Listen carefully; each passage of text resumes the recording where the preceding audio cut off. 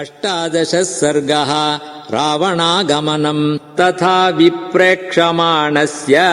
वनम् पुष्पितपादपम् विचिन्वतश्च वैदेहीम् किञ्चिच्छेषा निशाभवत् षडङ्गवेदविदुषाम् क्रतुप्रवरयाजिनाम् शुश्राव ब्रह्मघोषांश्च विरात्रे ब्रह्मरक्षसाम् अथ मङ्गलवादित्रैः शब्दैः श्रोत्रमनोहरैः प्राबुध्यत महाबाहुः दशग्रीवो महाबलः विबुध्यतु यथा कालम् राक्षसेन्द्रप्रतापवान् स्रस्तमाल्याम्बरधरो वैदेहीमन्वचिन्तयत् भृशम् नियुक्तस्तस्याम् च मदनेन मदोत्कटः न सतम् राक्षसः कामम् शशाकात्मनि गूहितुम् स सर्वाभरणैर्युक्तो बिभ्रच्छ्रियमनुत्तमाम् ताम् नगैर्बहुभिर्जुष्टाम् सर्वपुष्पफलोपगैः वृताम् पुष्करिणीभिश्च नानापुष्पोपशोभिताम् सदा मदैश्च विहगैः विचित्राम् परमाद्भुतैः ईहामृगैश्च विविधैः जुष्टाम् दृष्टिमनोहरैः वीथीः सम्प्रेक्षमाणश्च मणिकाञ्चनतोरणाः नानामृगगणाकीर्णाम् फलैः प्रपतितैर्वृताम् अशोकवनिकामेव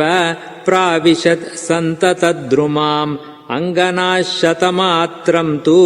तम् व्रजन्तम् अनुव्रजन् महेन्द्रमिव पौलस्त्यम् देवगन्धर्वयोषितः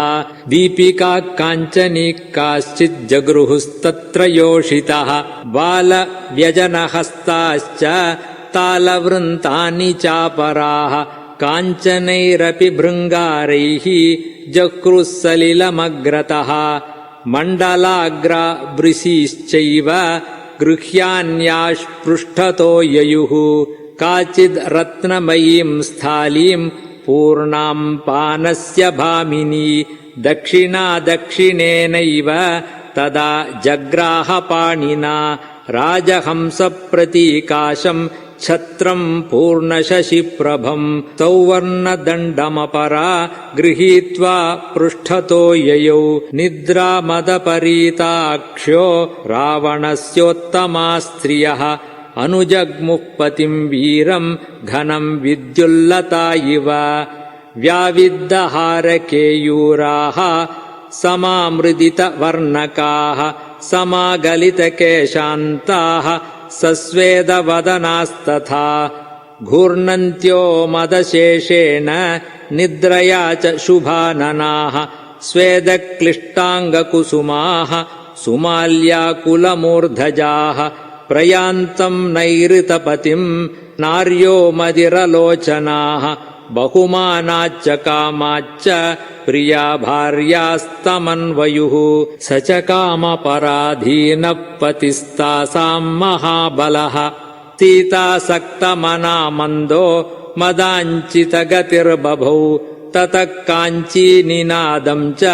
नूपुराणाम् च निस्वनम् शुश्राव परमस्त्रीणाम् स कपिर्मारुतात्मजः